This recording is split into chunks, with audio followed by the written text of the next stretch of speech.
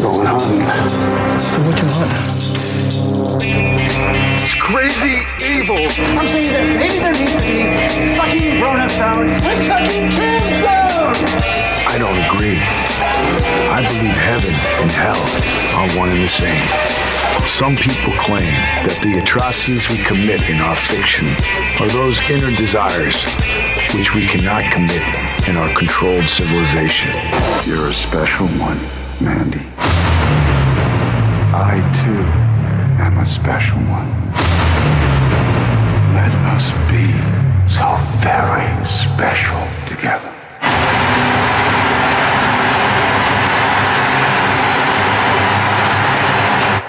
Hey everyone, welcome back to another episode of Sleazoids, the podcast where we go down the rabbit hole of 20th century genre fare from the most influential canon classics to the trashiest exploitation films we can get our hands on, and invite you to tag along in helping us create a canon of sleaze.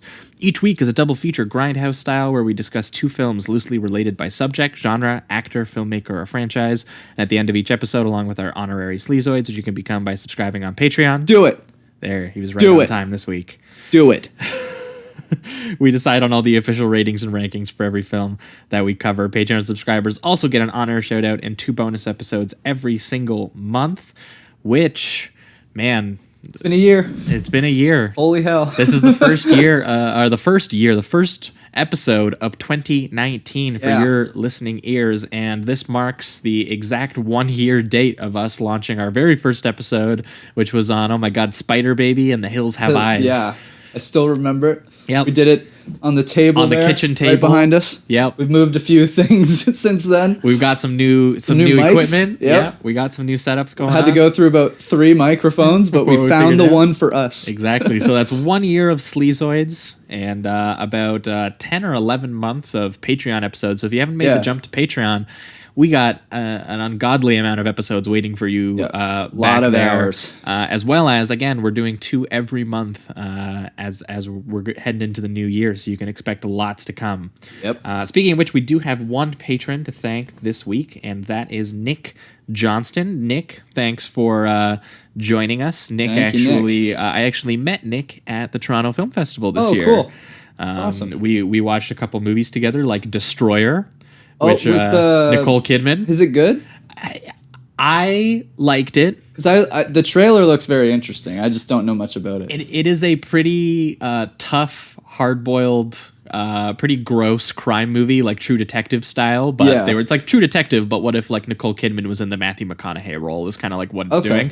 And Nicole Kidman really grinds it up for the role. I did see a lot of she's got makeup on. It's good makeup. I mean, it's not. Nick and I honestly kind of laughed through it. But not necessarily in a way that's bad. It's just it's pretty absurd and entertaining. Cool.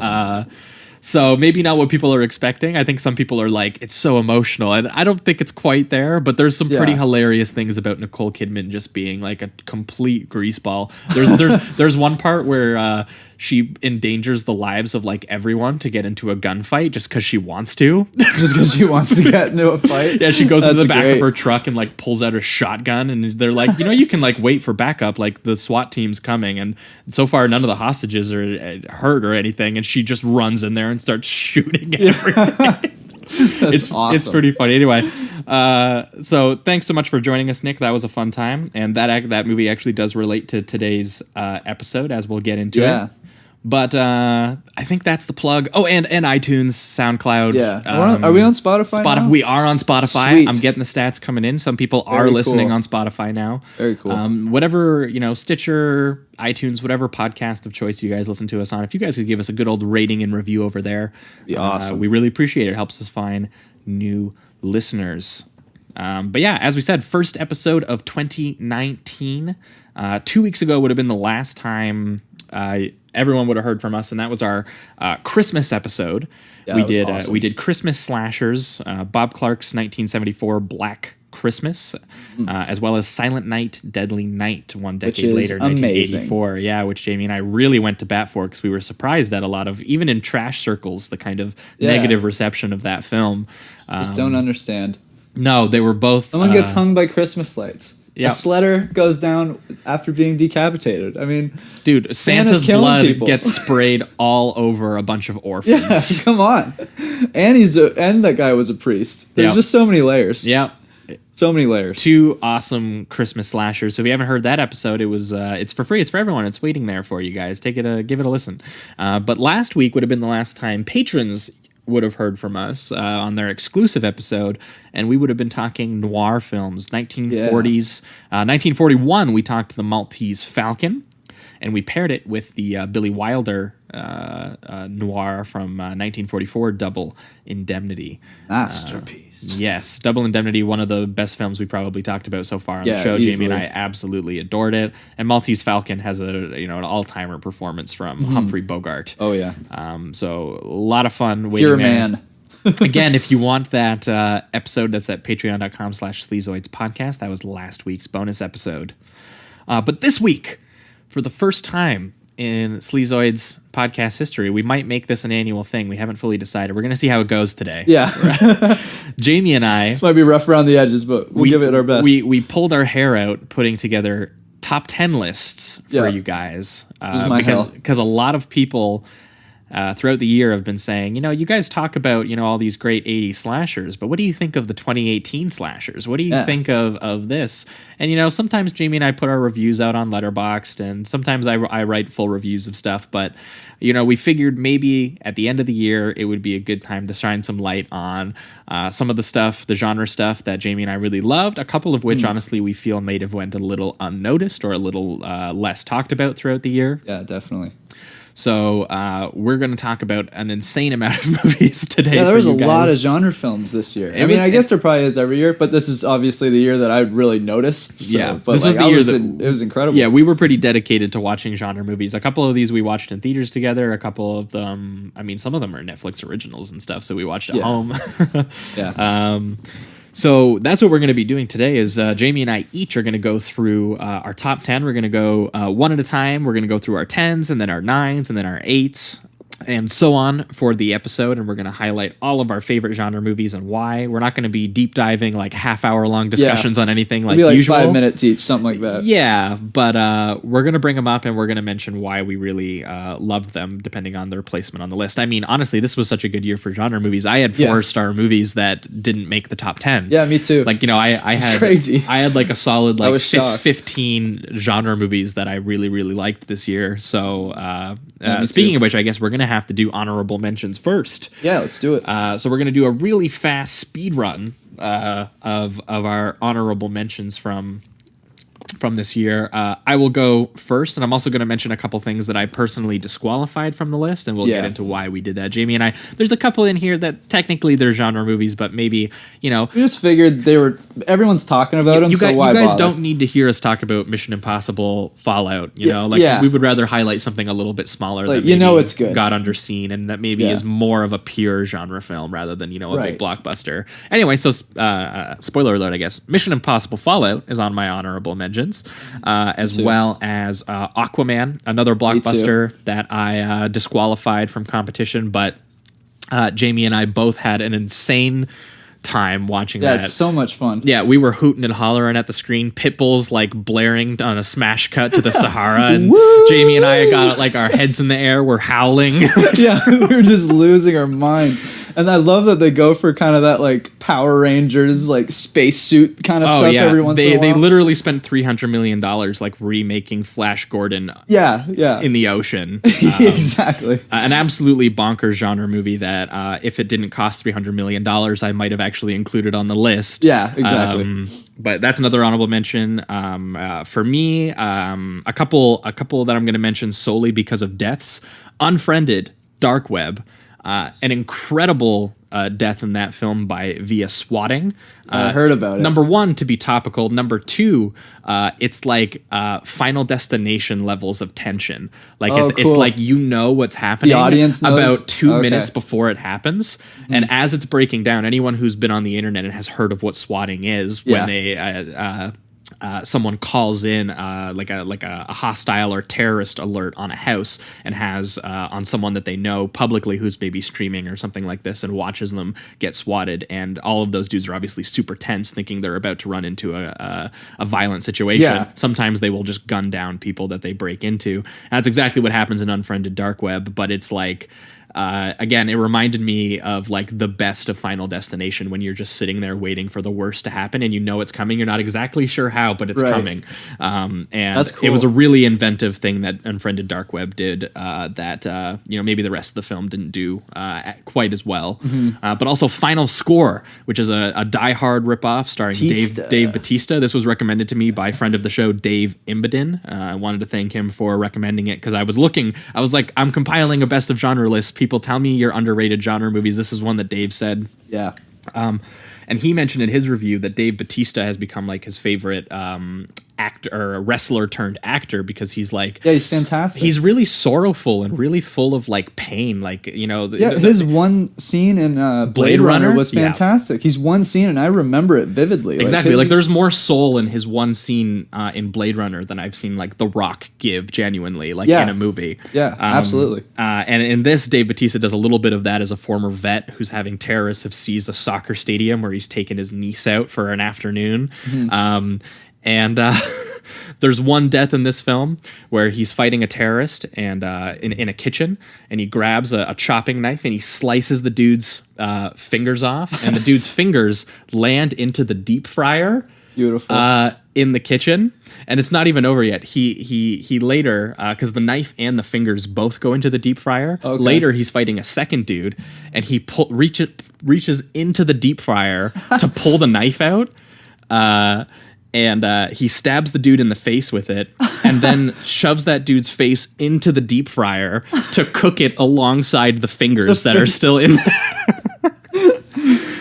Good. So just awesome shit like that. Gareth Evans's Apostle, which was like an old British folk horror thing. It took a little too long to get going, in my opinion. Yeah, but once the first hour is really slow. Once it did get going, though, dude, some of those kills and some of those craziness. I think it's, I guess, trying to build to that, too. It's kind of like setting you in a tone. You just kind of wish the character stuff was more interesting. Yeah, it's when you really kind of just dull. And especially the main guy, Dan Stevens. He was in The Guest, and The Guest is just an excellent film, and he's so good in that. And in this, I wasn't really sure about his performance, or maybe just his character. Again, it's hard to tell if it's the writing or if it's just a case of, it's really hard to tell. Yeah. Anyway, I liked the movie, but it didn't make the top 15, anything like that. Upgrade, awesome shotgun to the head. Yeah, a lot of cool ideas. Lee Whannell, obviously the writer of the Saw films, really went crazy on that film, and it's just a better version of Venom. We both watched Venom. It's the exact same plot as Venom, but just with actual violence. Like the dude who he has a voice in his head and it takes over, and there's this big scientist who made it up, and he has to. Good point. It's the exact same plot. Too, that the guy looks like Tom Hardy. That everyone's like, it's the B-side Tom Hardy. So exactly, yeah, it was much better than Venom. And we're getting to the end here. The first Purge, which didn't really have a super strong first hour for me. Again, it just felt like another Purge movie. Yeah, but by the time it got into the second half, and it kind of goes like full blaxploitation revenge movie, and again that one scene of like the really like bloody smoke grenade ballet thing all in slow motion. Fantastic. And then again, you got the main dude in his John McClane tank top just gunning people down. And I really liked the added character of I can't remember his name. He was like Skullface or something like that. And he is a character, man. He's very funny. He's obviously very violent, evil, but he is genuinely hilarious throughout the film. So that was a lot of fun. And last for honorable mentions, very quickly, A Simple Favor. Only going to bring this one up. It's a comedy version of Gone Girl. Okay. Okay. It's honestly pretty impressive genre stuff from a dude who it's Paul Feig. He's the Bridesmaids. He made Ghostbusters, which was garbage. Yeah, I didn't like that one. But he came out here with a movie that was, again, it doesn't reach Gone Girl heights because it's very intentionally, it's him doing, and he can't visually conceptualize anything outside of studio comedy looks. Yeah, it seems like that. But he does try really hard in the screenplay to make this a genuine genre movie, a murder mystery type thing, and Blake Lively in it is amazing. Sweet. Her performance, I think, I like to see her in more. I really liked her in The Shallows. Is going really under-recognized this year. And then the last thing I'll bring up is The Nun, which I didn't like, but which had some of the most amazing production design in any horror movie I saw this year. Yeah, you were saying there's a they giant went with that like castle kind of stuff. Right? There's this gothic castle and like graveyards and fog and candlelight, and there's this big finale in like a crypt underground. Oh, cool. That is just completely bonkers and reminded me honestly a little bit of not A Bay of Blood. What was that guy's other movie that we talked about on the show? Black Sunday? Black Sunday. Yeah. It reminded me visually of Black Sunday. Very cool. Unfortunately, the screenplay is just another...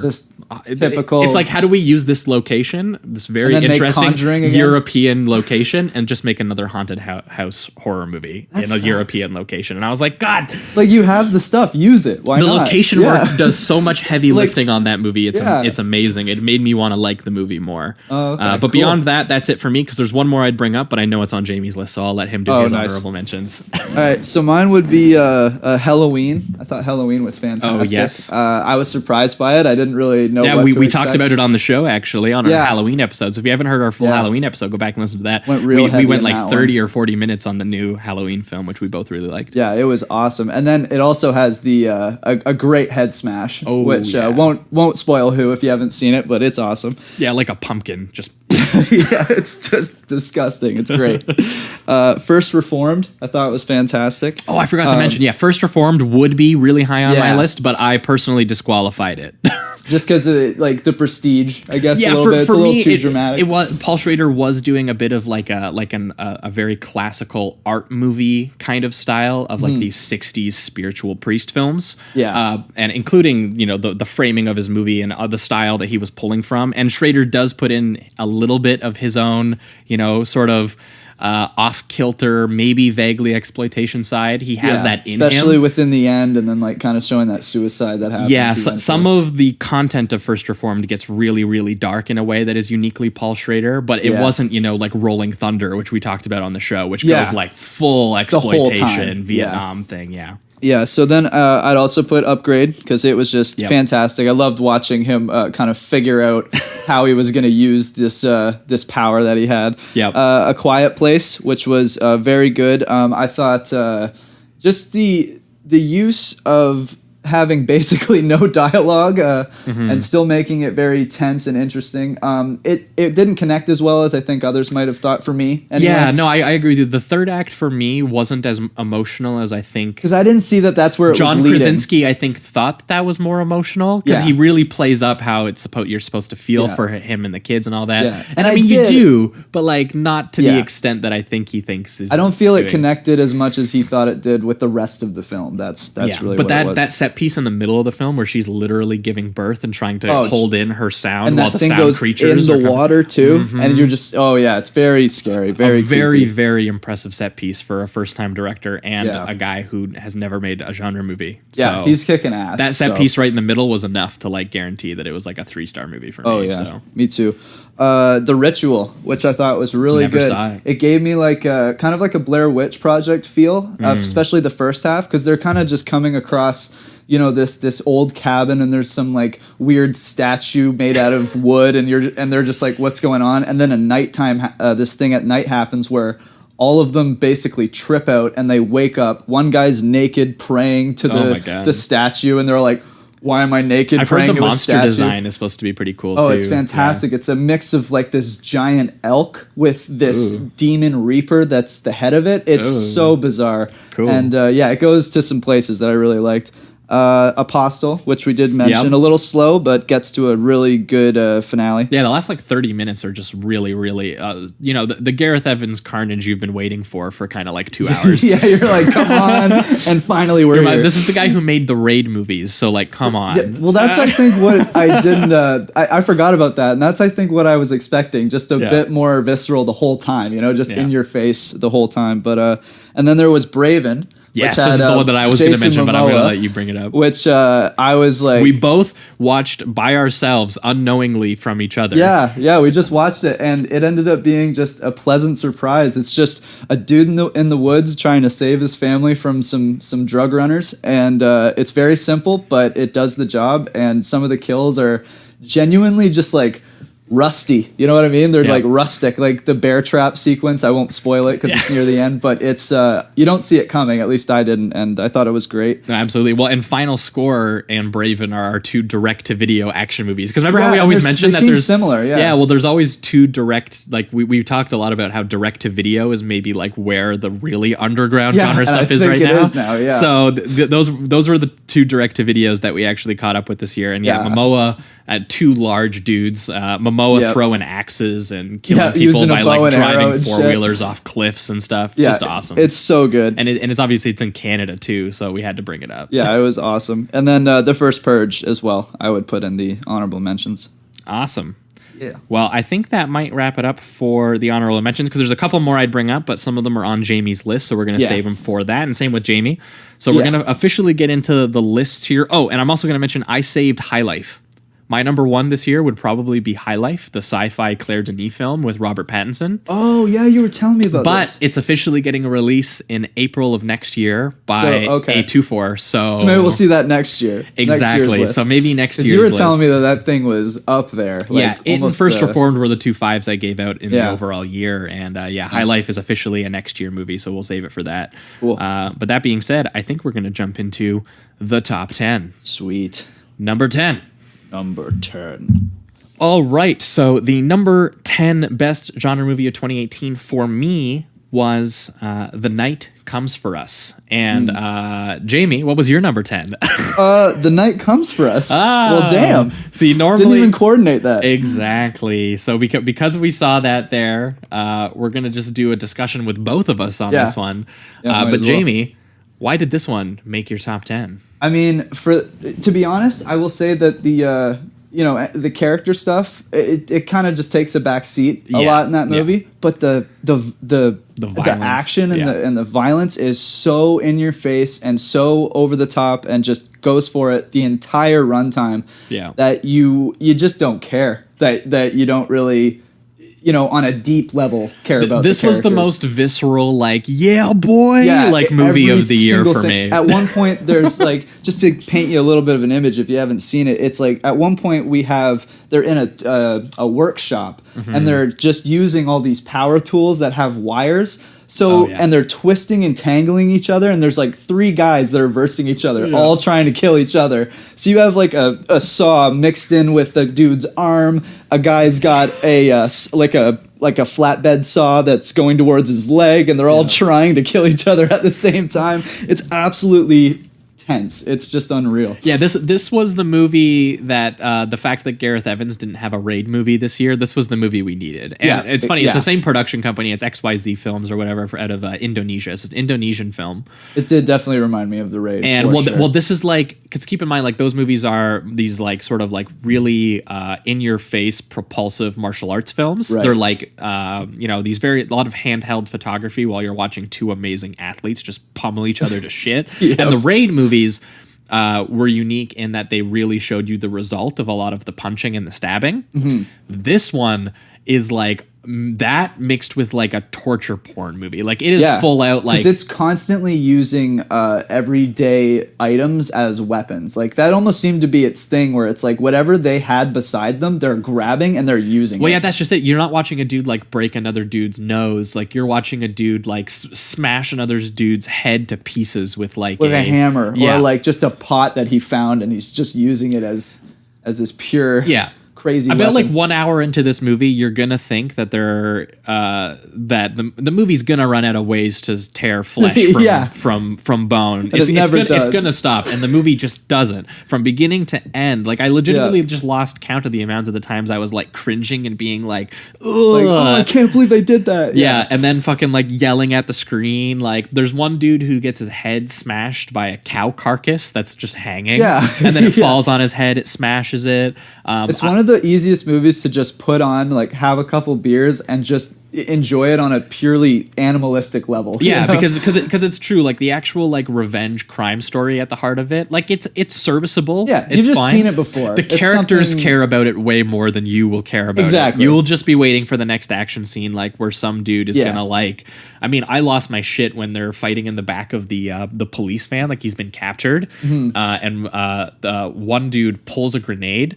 And yeah. the one dude falls on the grenade and he gets turned into like minced meat. Like he just like Yeah. it's little chunks of chicken just like fly everywhere. And then the van tips over and it's all this flesh and meat is just falling on people. Yeah. And then the dude, he has one dude pinned who's holding a gun about to try and shoot him, and he's pointing it at the dude's friend now, like at another police officer, another SWAT dude.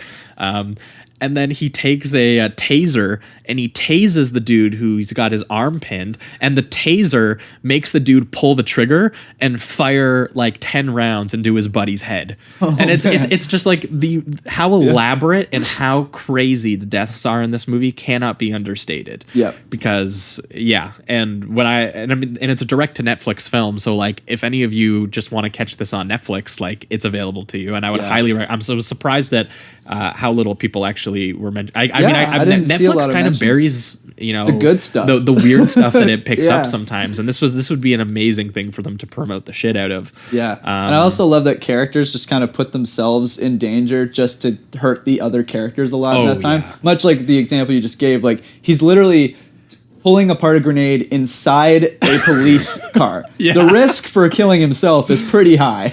Yeah. So, yeah, it's great.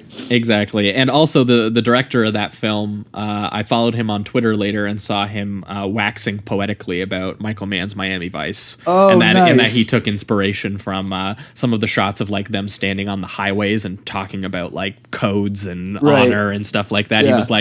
He was like, that's what I took that all from. So I was Oh, like, that's cool. That immediately was like, okay, well that has to make the top 10 list now. Absolutely. You love Miami Vice. Oh, yeah.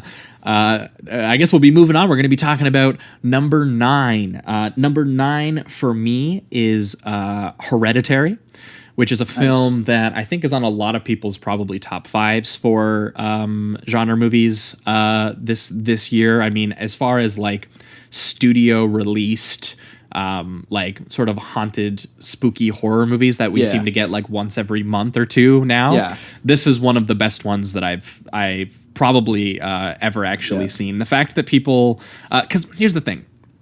We'll get into this more when we get higher up the list because I know Yeah. that Jamie's got a little bit higher. A little higher. But the thing that I was the most shocked about was the response to this movie was that everyone's being like, it's another horror movie about family grief, like The Babadook or like The Witch or like... And here's the thing. I like The Witch. I like The Babadook. Oh, yeah, I love those movies. There's other versions of those movies that are getting... I understand why people are getting sick of them, like The Night Comes for Us. I don't know if you saw that, but I didn't like The Night... or no, not The Night Comes for Us. Sorry, It Comes at Night. Oh, yeah. We I just got talked those about two The Night mixed- Comes for Yeah, I Us. got those two mixed up too. Yeah. But no, I was right there with you. I kind of I think you might have two'd that one too. Yeah, It It Comes at Night. I thought was like this boring, like it should have just been an art drama. It was almost would have worked better as a short film. It was Like, it was masquerading as a like I an figured actual it horror out within the film. first Yeah. like 45 minutes, so I was kind of like, okay, well, and then it just happened, so I'm like, okay. Yeah, well, it's We're like, the monsters. It's like an hour or 40 minutes of being like, maybe the real monsters are us. He's like, well, and you're yeah. like, well, cool, dude. Like, Yeah. awesome.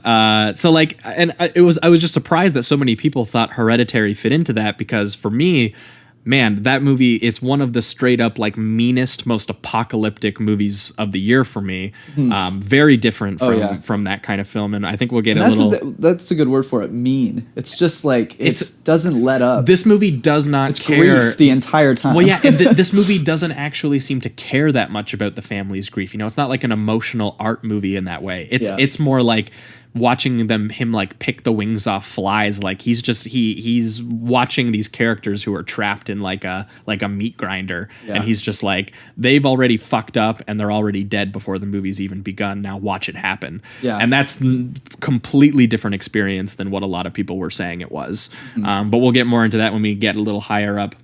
Jamie's list here. Jamie, you're number 9. My number 9 is Annihilation, which I thought was just a very unique sci-fi movie.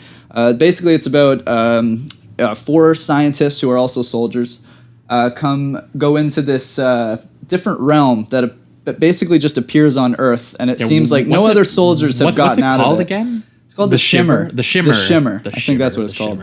And what is living inside this thing is just a bunch of very odd plant creatures. There's a giant bear mixed with a wolf. that can talk like the people that it's killed And consume, and then as the movie goes on, it kind of touches on depression, and I won't spoil anything, but there's one sequence in which it kind of shows Natalie Portman almost dancing with her anxiety and physically fighting her anxiety. And I don't want to spoil it because it does get to a very powerful image, I think, and creepy too. It has a really very scary abstract, really bizarre, wordless finale. Yeah. And it just goes for it. It's all symbolic. Like the only words they really say is annihilation. It's fantastic. And it also ends on a very creepy kind of cliffhanger note where you're like, what did I just watch? Are the answers all there? So yeah, I thought it was a very interesting. Yeah, because it's a movie that's less interested in like the actual sci-fi journey than it is like the emotional refracted journey. Because the whole idea is that inside the shimmer it like refracts your biology. Yeah. So it takes parts of you and it makes it into something new. And the movie kind of gets to a larger idea of like pain distorts you and it hurts you, but at the same time, it changes you and pushes you. And maybe in some ways you should maybe learn to accept it or learn to, if not accept it, you're going to have to live with it. And it's a surprisingly like emotional sci-fi film that also has some pretty dark horror, like that bit with his intestines all like swirling around inside of him when they're showing like the soldier, the VHS tapes of the soldiers that are just like they've all gone insane and they start killing and eating each other and stuff. It's fantastic. Yeah, Annihilation didn't bring it up in the honorable mentions because Jamie was going to put it on his list, but it was one of my higher up honorable mentions for sure. Yeah. So we are going to move on to number 8 here. Number 8 for me was Mandy. Nice. We're definitely going to talk about this a little bit more as we get up Jamie's list. We will. So I'm not going to say everything right now. For me, Mandy was just a really phenomenal like pastiche of like just really beautiful art trash, and you look at all of the films that he was inspired by, and you look at this really sort of like moody, delirious kind of film he ended up pulling from it, this really like moody revenge story. The only reason it's not higher is because I think that this film, maybe I do need to rewatch it, but like it took me the second time. Yeah, because I watched it in the theater with Jamie, and Jamie was watching it for the second time because he watched it online first, and I was watching it for the first time. And I felt while watching it, I was like, man, this should be an automatic 5 for me, especially considering the show that we do.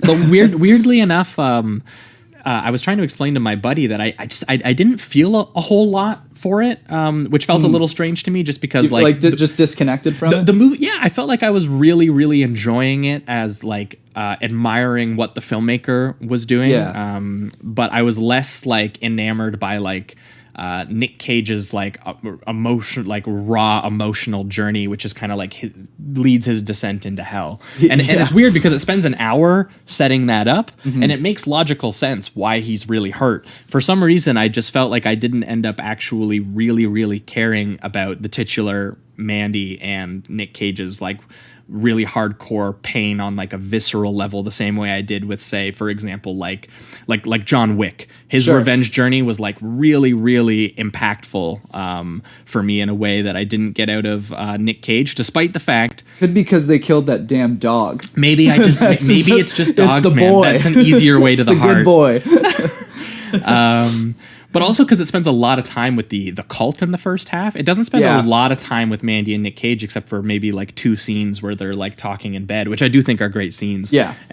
But I just felt weird that there's really not a whole lot of Nick Cage in the first hour of the movie. It's really only as soon as he's like in huge pain that he kind of takes over the movie, and that really just bends the film into something completely insane. Yeah, the first hour and the second hour are completely different films. Yeah, well, I mean, the title card comes up an hour into the movie, right? Yeah. Very true. Just a gonzo movie that I really enjoyed it, and we're definitely going to talk about it more when we get up to get a little further up on Jamie's list. But your number 8.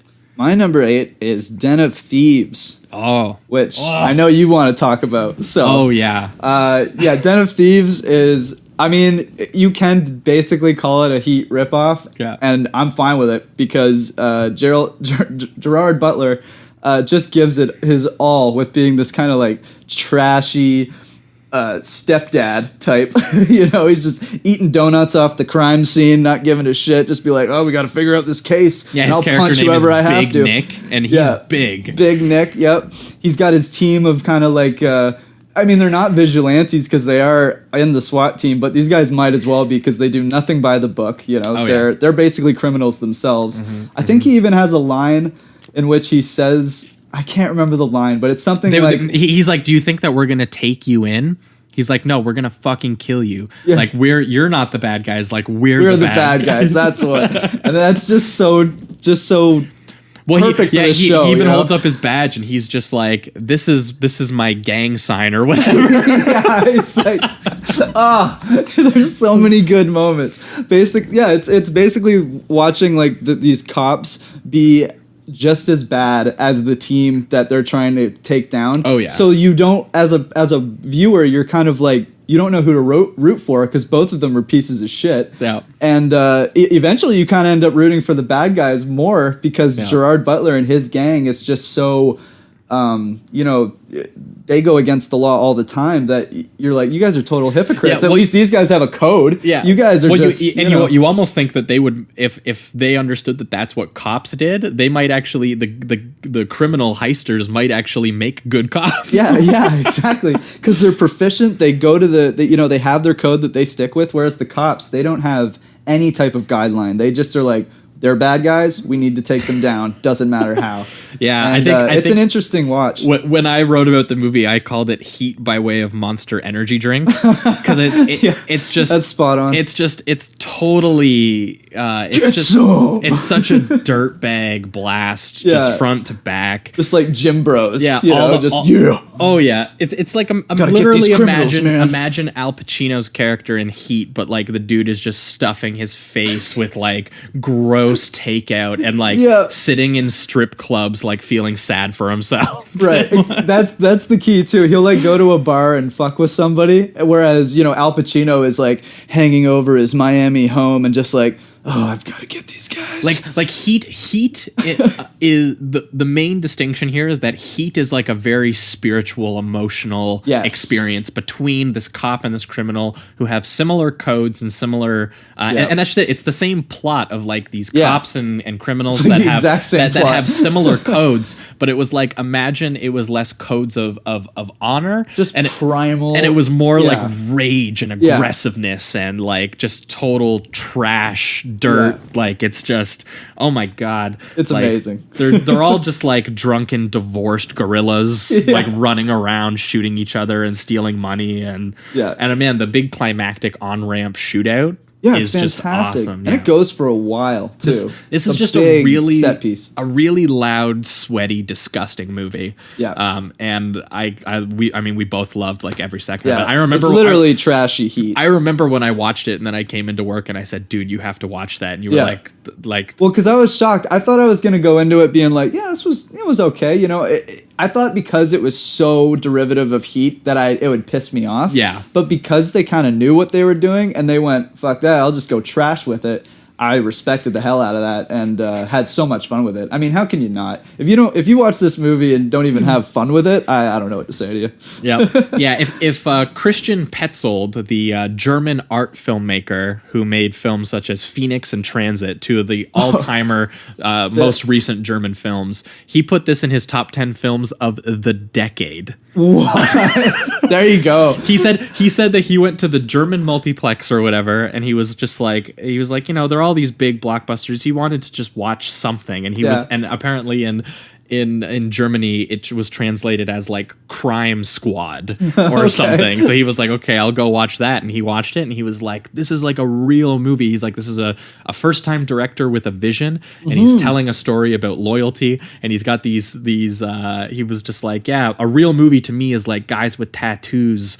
smoking and hacking up their lungs and killing each other and stuff. And he was like, that was like a real movie. And he literally was like, all these art movies that get made for film festival audiences where he's like, you have like the Israeli and the Palestinian border, and there's like a tree in the middle, and these two kids bond over this tree, and it's a Right. Romeo and Juliet type thing, and it's all allegory and artsy. He was like, that's got nothing on Den of Thieves. That's basically what he Hell said. yes. Gerard Butler eating a donut off the ground. Yep. That's what I'm talking about. Blood on the donut box, and Yeah. like It's just so gross. Everything about it is gross, and I love it. yeah. So anyway, that would have also been in my honorable mentions. Just barely didn't make my top 10. I was glad Jamie Nice. put it on his list. Absolutely. Moving on to number 7 for me.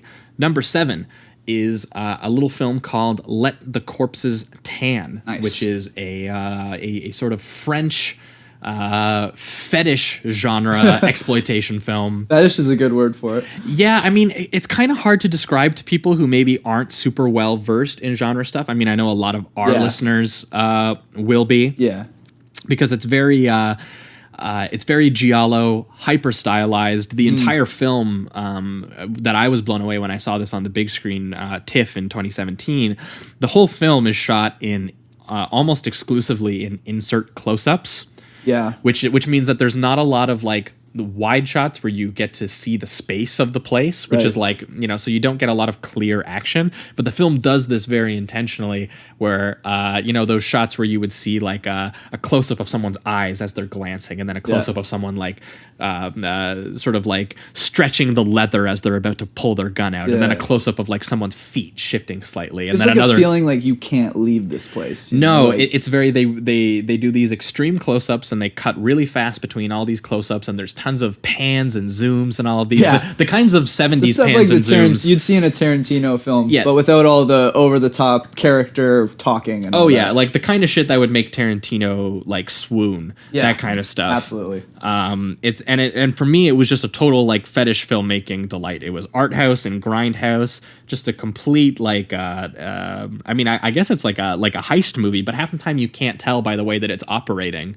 But again, like some of the two dudes wearing like Hawaiian shirts and Frankenstein masks who like come up Yeah. and like gun down this truck and stuff like that. One of my favorite shots was when they do they have a open mouth just in the Oh, yeah. foreground, and all you see is the mouth, and all you see is a guy put a gun in it, And then- it shoots, and then blood just comes out of the mouth. You don't see any like of the real violence, like the face doesn't blow up or anything. It's just the mouth and blood coming shooting out of it. Yeah, And I don't know. There And was again, something the about that shots are image. so fast and it's so close up because you don't Right. even get to see that guy. You just see don't the close up of his mouth, a He doesn't gun let going you in, feel anything. and You're the just kind blood of like, coming oh, out. that innocent guy's dead now. Yeah, it's really hyper edited and it's Yeah. really mesmerizing, and it's all shot in like this Very quick. Yeah, very quick, very close up, very gorgeous, like 16 millimeter film, and lots of leather and gunfire and blood. Yeah. And the Just only dirty. film I saw this year that had a golden shower. Oh yeah. Guy getting peed on, and then also a dude who literally is covered in gold, a literal golden shower. Yep. And who gets completely shot up in the gold and stuff. It just a completely like technically astounding and Yeah. like viscerally compelling film for me. Yeah, it'd be in my honorable mentions for sure. Hell yeah. Well, yeah, because I remember you were saying that you were kind of not feeling a lot for everyone, and I knew that Which that might would, be the point, I guess. a but little, it's like a little bit because the film is. I like to have something to latch onto, you know. It's a difficult film to latch onto, specifically because the film is trying to be like this like sensory overload. Yeah. Like it's trying to be this really like confusing assault where like all these characters like kind I've of been like forced to do these terrible things. Well, and- some of them are bad. well, and but- a lot of them are doing it out of like greed or Yeah. like sexual impulse or this. So it's, Yeah. it's a lot of like these people Selfishness, reduced yeah. to just like their impulses and like Right. their actions and reactions to each other. So it does make it really hard to latch onto on a plot and character level. Hell, Yeah. you don't even learn half their names or anything like yeah, that was that's what I kind of when I ended the movie I was like, I don't know anybody's name at all. I don't Yeah, think you So, you basically it's just not important. You just watch this super violent frenzy of greedy people just murder each other in really visually creative ways. Yeah. and that's basically all the movie is. And yeah, like stylistically, I mean, this thing is incredible. Oh. yeah, I just felt a little disconnected personally, but I mean, I would watch it again just for the visuals alone. absolutely. But you're number 7. My number 7 is Hereditary. Oh yeah, a little higher up, so maybe we'll And, get a little deeper into it this time. Yeah, I just what I think why I put it on my top 10 was it was finally a horror movie that I haven't seen a good horror movie in a while, and this one just kind of went for something that was far more subtle, minus a few moments, but it's not the most in your face when it comes to like the violence and stuff until it actually until happens, about the halfway until point. it goes down. But for the most part, what you're looking at is just like a family going through a lot of grief and just a lot of torment, and it does a really good job of having you understand every single character's place within the family. And then it goes on to do something where it's kind of like, you can't escape your bloodline. There's no escape of the nihilistic nature of this family. Like maybe something got hereditarily passed down. Yeah. Right. Like, because it seems like throughout most of the film, the son, he has good intentions. He's just a normal teenage guy. He's going through puberty, things like that. And then as the film goes, all of these realizations you make about the family just kind of leads you to believe there's something much deeper than just some depression or grief. There's something pure evil happening here. Oh yeah, and, like by the time we reach the end, it's literally pure apocalyptic nihilism. Yeah, it's really like it's beyond the realm of just like good and bad. We're talking pure evil, like demonic shit. And won't spoil it for you, but I mean, I want to say it did remind me of like Rosemary's Baby, that kind of vibe, how where it's like all building up to like a bonkers something there. Yeah, exactly. Well, and like Rosemary's Baby, the plot is actually surprisingly literal, whereas a lot of these films do like these allegories for like the creature is this or that. Like the creature in this is very, very explicit. Yeah. Once you actually find out what it is. And for me, the film, I was really surprised at how it's really kind of like an exercise in just like constantly ratcheting the tension. Yep. Like from the first moment, that something is off, and it just kind of goes up and up and up and up and up. Yeah. And until it's scratching at you, and then by the time it reaches the end, we've reached the peak, and then it just ends. Like there's no recognizable attempt at like a real rhythm or like a relief.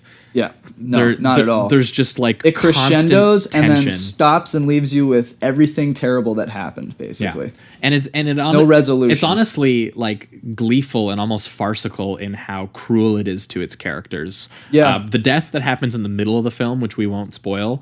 I've never quite seen a scene like it. Jamie and I watching in the theater together, we both cupped our hands over our mouths. Yeah, and just stayed silent for like 10 minutes. Yeah, we held them there for like 10 minutes because, again, there's no relief after that scene. Yeah, nothing.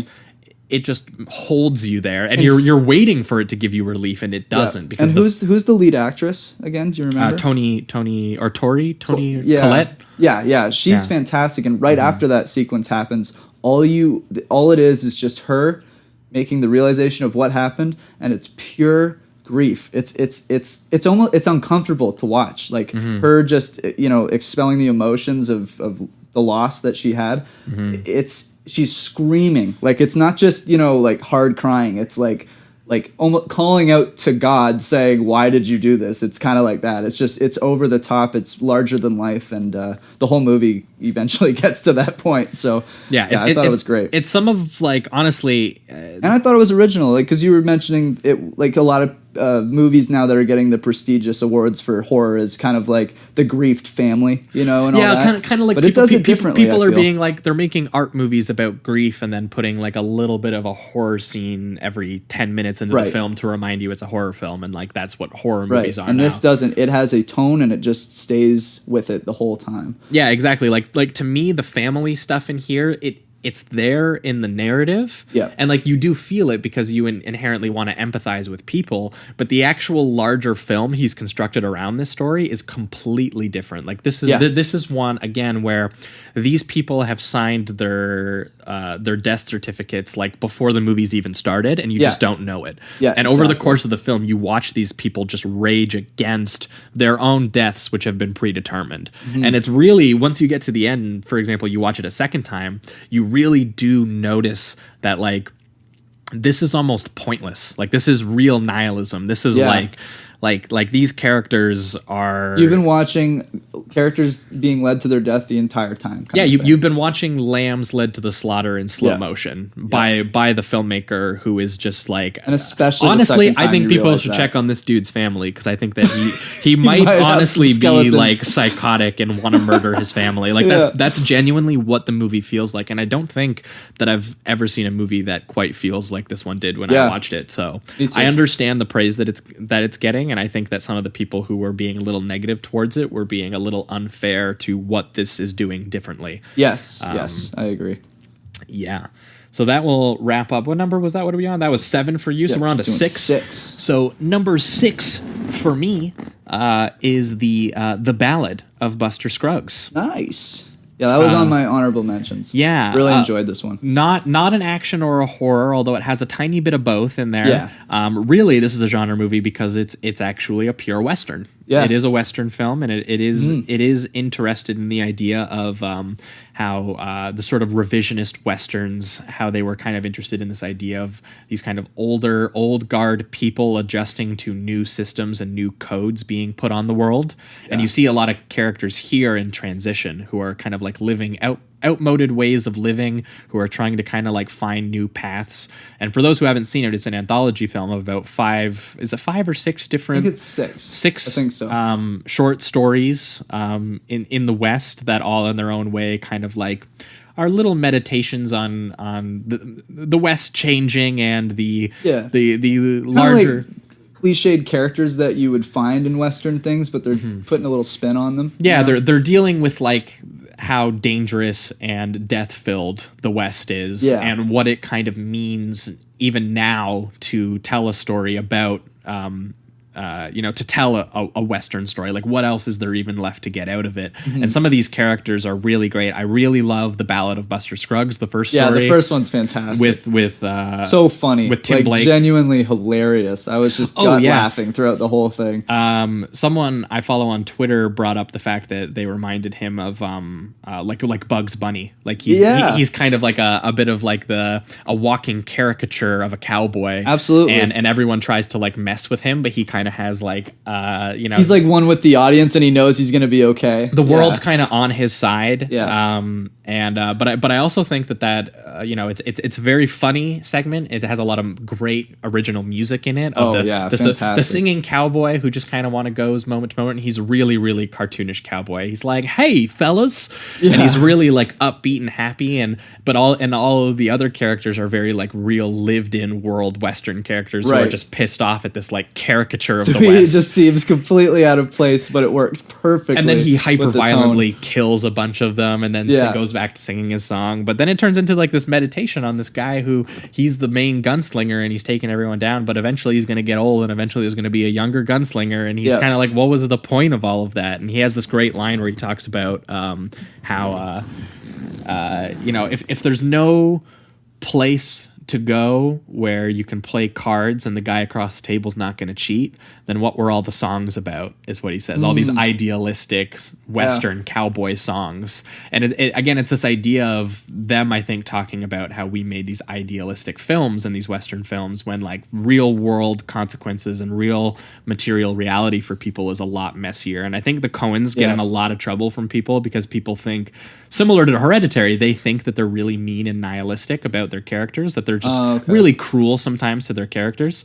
But I think it's a lot of the time interpreted in a way that's like negative. Yeah, and I've also found that they do. You've always said something like a lot of the stuff that they do is like a farce, right? It's like characters making mistakes dumb. and getting trapped in so they might be mean, but it's always led because the character made a decision. It's not necessarily just like the movie's killing them off, No, well, and the film feels really bad for them because the movie acknowledges that they made a stupid mistake, right, and they're suffering for it now, and that doesn't feel good. Like, I think it's just people having a movie making them feel bad again and being turned off by that when it's like, I don't know how you watch Meal Ticket and think that these directors and writers don't care. Is that about the one with characters. Liam Neeson? Yeah, Whew, that's a heavy one. Like he cares. Like they care so much about those two characters and the decisions that they make, and same with the girl who got rattled or whatever it was. For about 20 minutes in there, it's just like a genuine romance. Yeah, And yeah, you it's just feel two it. people kind of connecting over traveling and being in this very hostile environment. And again, there's the intrusion of like destruction and anarchy, but it's framed as like really tragic. Yeah. it's not as quite. They're not relishing in all the death. Exactly. Yeah. Exactly. So yeah, there's a lot of great stories in there. What was your favorite, do you think? You know what? I Hard to say. really loved Buster Scruggs' Meal Ticket and The Girl Who Got Rattled, but I honestly thought that the movie worked because of how they all did something differently. Yeah, And yeah, just for because sure. one is more dramatically like none is as heartbreaking as Meal Ticket. Yeah, And, that was just dark as hell. and so like I think because they're so different, they all really do have to work together because also All Gold Canyon is awesome too. Yeah, I love that one. Yeah. Tom Waits is fantastic. Just Oh, got yeah. into his music, by the way. He's very good. I like it. That's I like his awesome. stuff. Yeah. Yeah. But yeah, I thought Tom Waits was probably my favorite one. I really liked the Gold Rush one. There was something about watching a man, work so hard for something and then just have this jackass just give him a shot, right? And then like I was brokenhearted for the guy. I'm like, and then as they have him rise back up and fight back, like it's genuinely heartfelt. And I thought that one was really good. Yeah. Yeah, that one was awesome too. Yeah, so either way, I really liked Ballad of Buster Scruggs, but your number 6. My number 6 is Revenge. Nice. I can't actually remember the director, but it's fantastic. It's basically it's a rape revenge film, and this time around they do a lot of awesome stylistic choices. Instead of just making it just like gritty, like she's getting revenge, whatever. So Coralie Fargate. Okay. And yeah, so basically what happens is this girl comes to a very rich guys that she's seeing kind of vacation home, and two gentlemen that are friends of his, or at least it seems like it, come, and eventually it leads to one of them raping her. And because she is in that situation, the rich boyfriend obviously doesn't want anything to be, doesn't want it to get out because he's successful. I'm sure he has a business, whatever's going on. He's a jackass. They all are. Yep. And he chooses his friends over her. Right. When shit and hits basically the fan. he kills her and pushes her off a cliff and goes, all right, problem dealt with. And then she comes back from the dead, basically, because it seems very much like she did die. That's kind of how I read it. She gets literally spiked by a tree, right? And then I think the story is more like how she becomes triad. like one with nature. Yeah. There's this great cave scene where basically she becomes the warrior and like nature itself. And then throughout the film, she's just a force of nature that is kind of, taking its revenge. Yeah, on it honestly these people. kind of echoed Annihilation for me a little bit, where she took that pain and she transformed it and became something else, right? Right, exactly. Because and I think they have a great image where there's this eagle that's from a beer can. Yeah, that because she uses to weld a wound. she cauterizes her wound with a beer can. And so it looks like it's out. this brand of like nature, and she's kind of one with it, and she takes it and starts to get the vengeance on all the guys, and it's just fantastic. Well, because it really investigates the idea that these are like there's this rich dude and then there's his friends, and that it's very civil. And then they unleash like this primal violence on her. Yep. And then she basically becomes that primal violence and goes back. Right.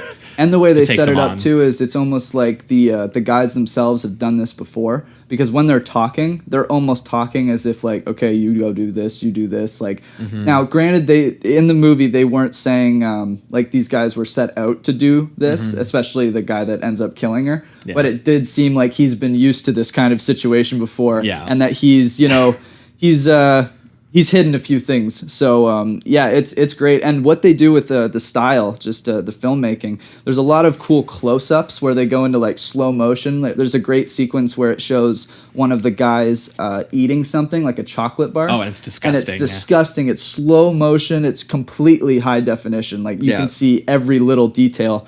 And I think what it was saying, it was kind of showing, the gluttonous nature of these men, whether it be food or whether it be the body or whether it be anything. So it was really well done. Yeah. Yeah. And it's really showing you, again, this like primal thing, that's something as casual as eating. When you really think about it, like it's something. It's animalistic. It's something. Exactly. Yeah. And I agree. What really stood out to me about the film was that like colorful, like art pop style that it had to it. Like it's really so bright. It's like really bright saturated and, colors. Like even when you think about it, because you're talking about it's like how this film is really colorful, but it takes place in a desert. So you're like, there's not like neon lights, but like even the desert is like really orange. And the sky is really blue. Yep. And we would be remiss not to mention the completely grotesque and absolutely insane bloodbath finale in the desert mansion. Oh yeah.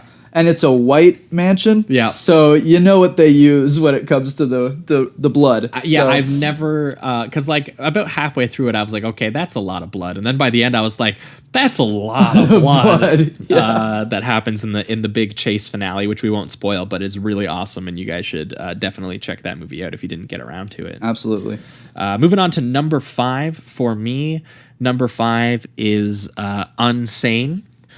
Which is also honorable mention for me. Yeah, a movie that came out earlier in the year and that seemed to have been a little bit forgotten as the year went on, but this one really stood out to me. It's Steven Soderbergh.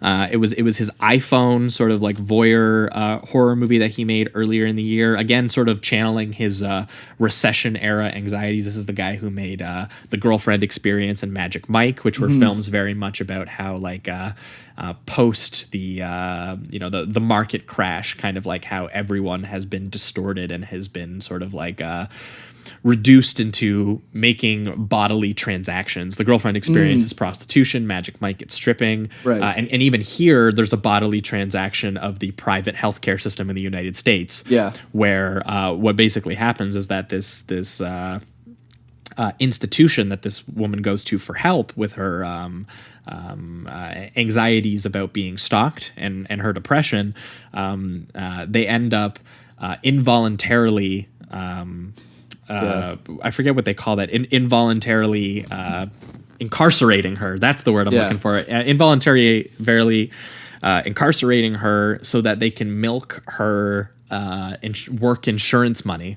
Yeah. So they're basically keeping her there and saying that she's sick even though she's not, so that they can milk her for money. And while she's trapped in there, her own stalker is also inside. And you're not sure if she's going and he's crazy. The head nurse. And and you're not sure if she's just going crazy or what's going on there. But that's the best part of the film, is that balance where it's like it starts to make you think, well, maybe she is crazy. Well, because it's like, Soderbergh, he has this style with the iPhone, because it's this really fuzzy, deep depth of field that you're not used to seeing on the big screen or seeing really at all. Yeah. And so you're seeing the iPhone photography. Actually is a huge deal of why this works. And again, with Soderbergh's very stilted compositions and framing, and he does a lot of like really hard cutting and sudden camera moves, because again, the iPhone, you can move it so easily. You don't need a giant dolly or crane to move it. So like there's that one great sequence where she's kind of losing her shit. Oh, and they just put it right on her face, and she just kind of just starts smashing tables and shit. Yeah, and it's blending like 3 or 4 shots together as she's like freaking out and stuff gives like you that. This disorienting feeling. Yeah, there's like a voyeuristic formal energy to this that like really gets you paranoid and in the headspace of someone who is claustrophobic and being stalked like this. And again, I was just really tensed up. Like I was sweating bullets start to finish for this film. One of my most anxiety-ridden scenes for me was when she initially gets into the hospital and they just have the wide shot of her in the nurse's room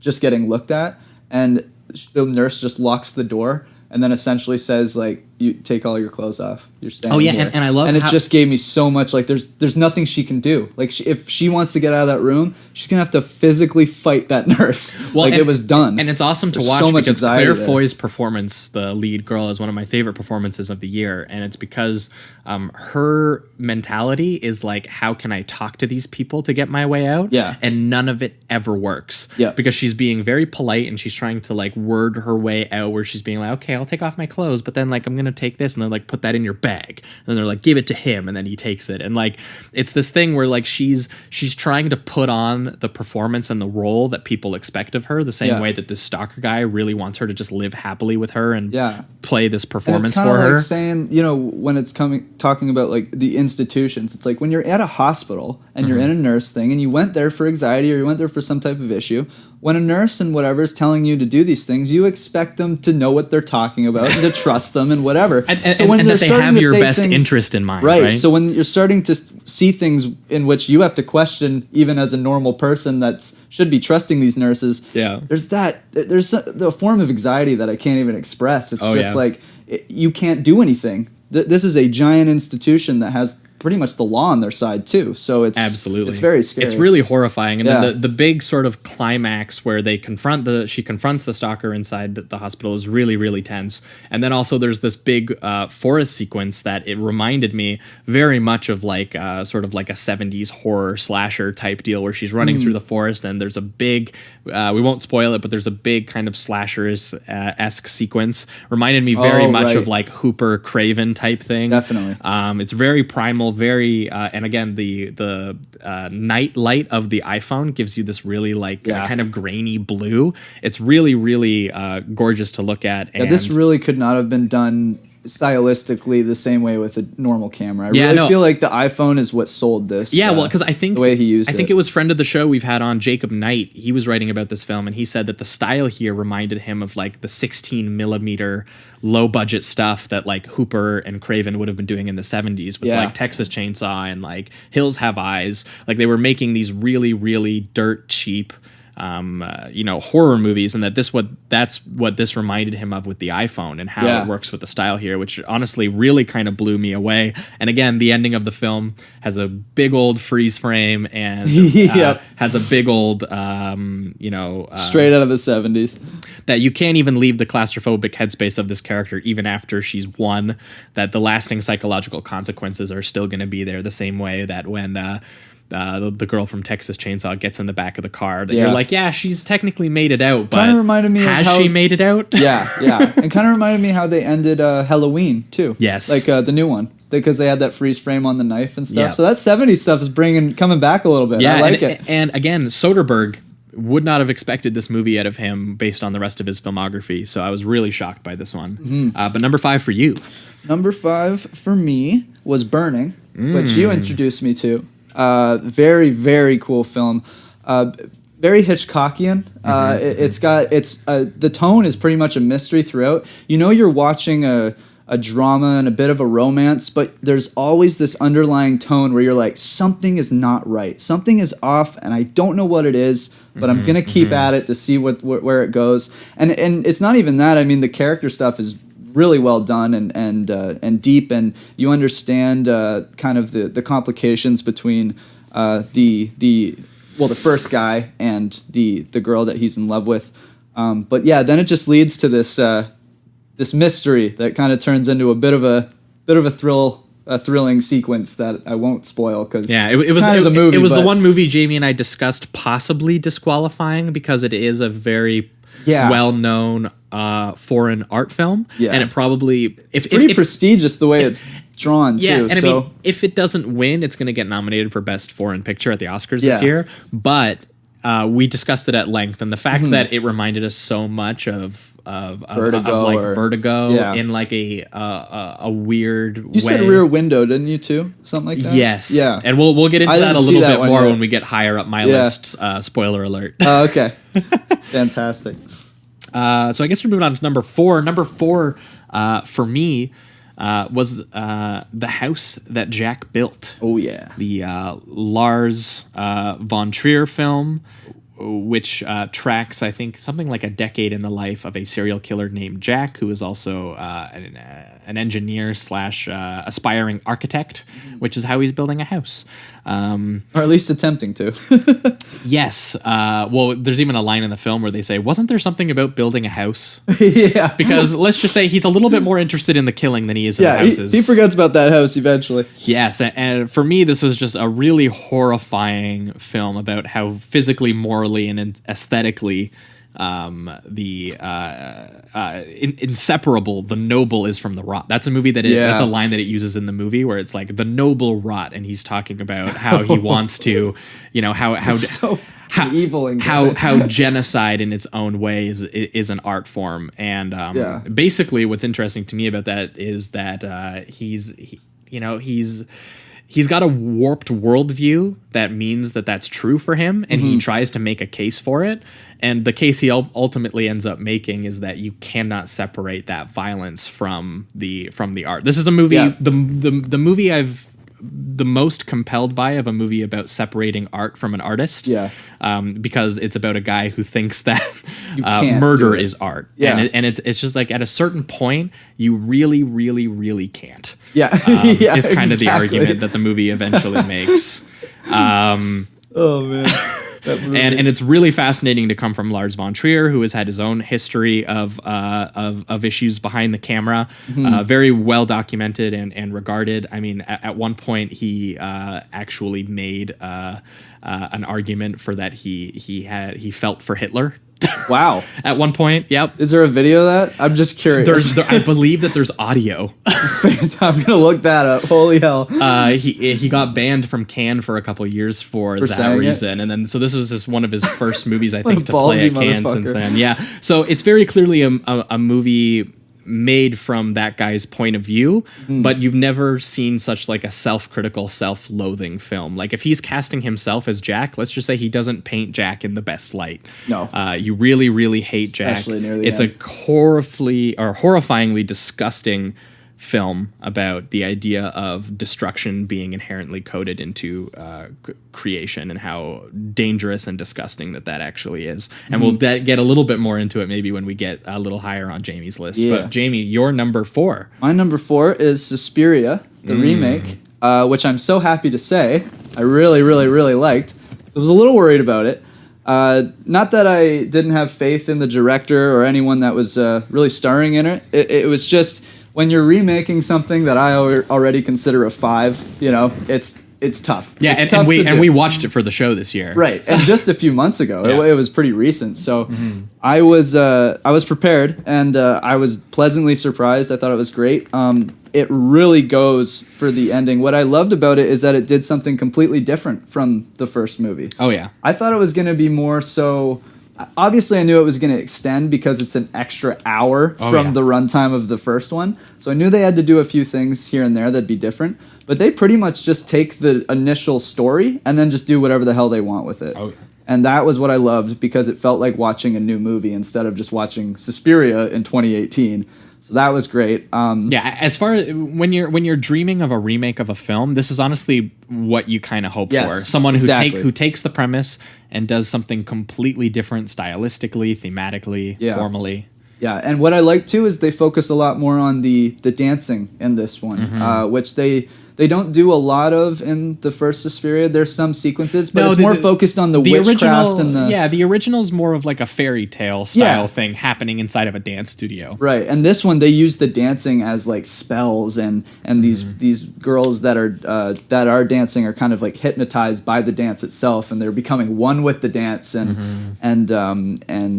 it's absolutely fantastic. It leads to a batshit crazy finale that I can't get out of my head. Honestly, the finale is like the purest exploitation I think we saw this year. Absolutely. I mean, without a doubt. People would obviously argue that I think some of the stuff in Mandy's finale gets there. Yeah, that's true. But I think watching Mandy, let's just say this, watching Mandy, I thought this is a guy who's watched a lot of exploitation movies making a really cool movie.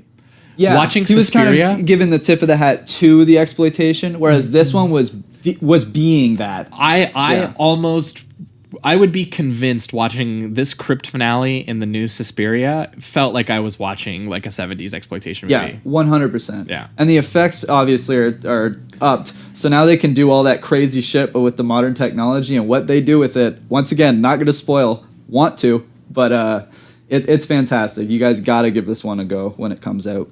Yeah, I think most people would have had a chance to see it by now, but anyone who wasn't, that's true, I guess. Everybody who wasn't in a city that was playing it though, will get a chance to see it. Give it the download. Comes out on Blu-ray in a couple months. I think it comes out.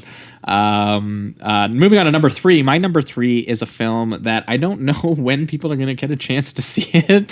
So I'm putting it on my list this year in hopes of hyping people up to pay attention to it. So hopefully if it does come out anywhere at some point, they can see it.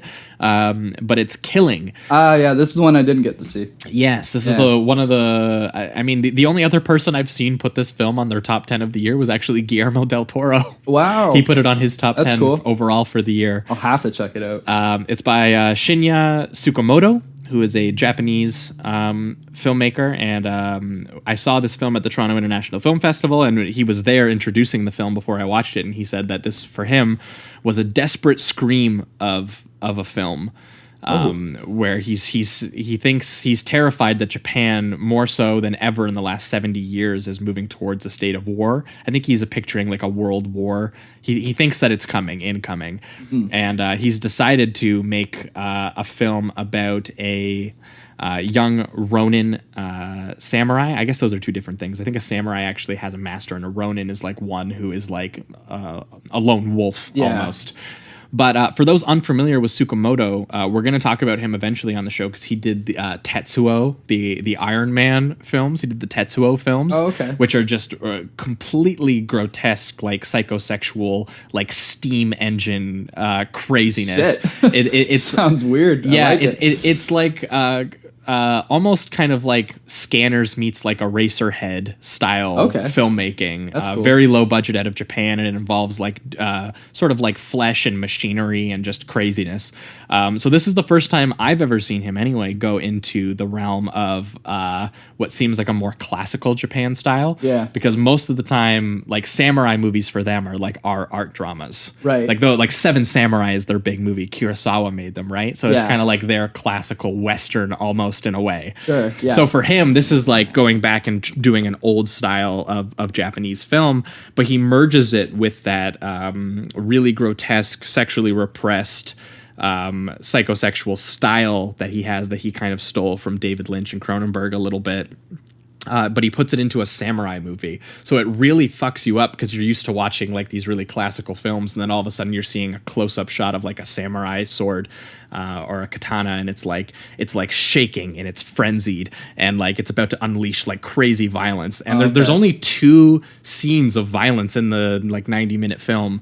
And they don't even really they're pretty gross, but they're not I would say like viscerally entertaining in a way that you would think. Like they're really, really just they don't make you go like, yeah. It's more you take a step back, that kind of thing. Yes, yeah. Well, because he's taking your knowledge of samurai movies and sort of using the anticipation of violence against you, and instead doing something more kind of like unrelenting and doing something kind of like kind of like What the House That Jack Built with its violence, just in terms of kind of like, it doesn't let you enjoy any of it. Yeah, like it really there's no fun as a samurai genre movie happening here. It's really a movie that again feels like a desperate scream. Like he is distressed. Right. This is just a really sort of anxiety driven film, and there's a great line in it that says you'll soon bleed to death, so reflect on your life. And it's a very anti-violence, anti-war speech that's metal. about how these samurai dudes really like they only have work during times of war is kind of like the idea. Yeah. And so these dudes look for war, they look for violence, and so it's a very anti-violence film against guys like that. And again, the style is just this very pure like open wound psychosis. It's very sort of like sunstroked, and it's very haunted by the fear of war. And it almost feels like the movie itself is suffering from blood loss in like that same way that guy is. Like it's kind of like delirious and weird and dreamy. Is it even like as it goes on? Like the movie's the finale is like completely dreamy and bizarre. It's really, really cool movie, and I'll definitely check that out. It ends on a sequence of you just watching blood spray, hearing distant screaming in the background, and rain just kind of falls, and he basically is kind of getting at this idea that rain's not going to cleanse that for you. Yeah. And it's a really, really beautiful, crazy genre movie. And eventually, when it comes out, I can't recommend checking it out enough. Number 3 for you, though, Jamie. Number 3 for me is The House That Jack Built. There we go. So we were real close on that one. Yep. Our top 5s were getting pretty similar. Yeah, definitely. This movie I thought was incredible. I didn't know a lot about the director, Lars von Trier, but it was even the way that he was filming it and the way that it was paced out. I could tell that he was, speaking about creating the film itself as well. Yeah, so that was very interesting to me. The fact that I didn't really know about any of his allegations and things like that, but it still read that. Did you way notice to me. the part where he spliced clips from his own movies? Because that I wasn't sure about. Did he do like Antichrist? Did he throw those in? Okay, yeah. This is very much a film about himself and his own act of creation, and how he honestly does seem genuinely regretful of the things that have happened in his life and what has come to him leading to his art. Yeah, and it seems as if he wants to punish himself at the end of the day. Well, he's documenting. And he deserves it. He's documenting the pain that he himself has inflicted in his own sort of pretentiousness, almost. Right, exactly, and that's what I loved. This